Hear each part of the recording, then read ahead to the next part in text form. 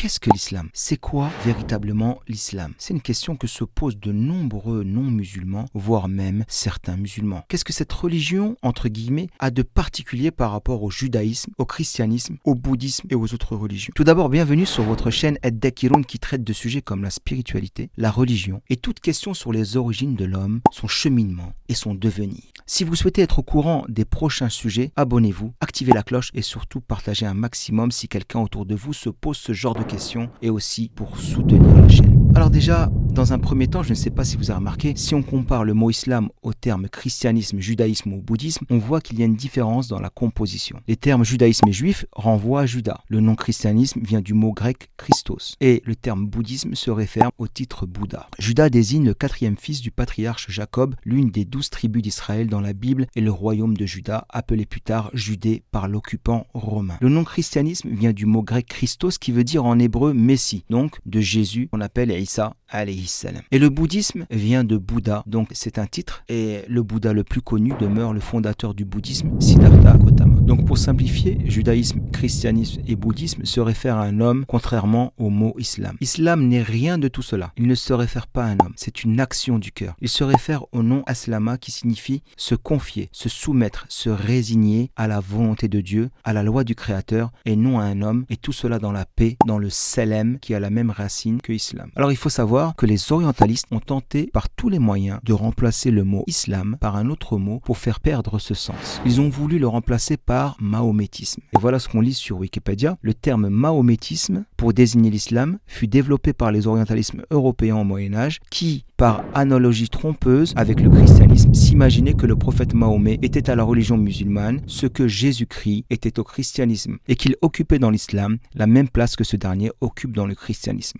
Voilà, donc rien que par le sens du mot islam, on comprend mieux les enjeux. En gros, l'islam vient rétablir les choses et dire au monde entier qu'il faut s'en remettre au Seigneur seul, l'unique, dans le salem, dans la paix. L'islam affirme que tous les prophètes s'en remettaient à Dieu. L'islam affirme donc que Moïse était musulman, que Jésus était musulman, ainsi que tous les autres prophètes. Tous ces prophètes ont eu le même Dieu. Et d'ailleurs, on retrouve le nom et l'histoire de Marie, Jésus, Moïse et Abraham dans le Coran.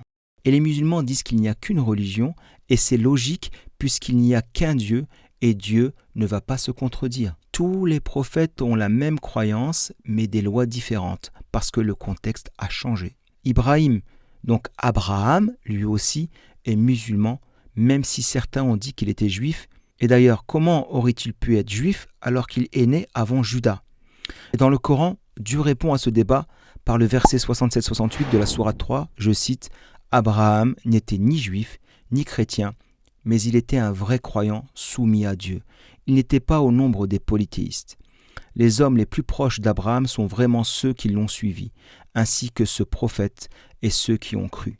Dieu est le maître des croyants. » J'ai été un peu succinct, mais dans une prochaine vidéo, je vais vous parler avec plus de détails de la notion de l'islam à travers les prophètes et leur histoire.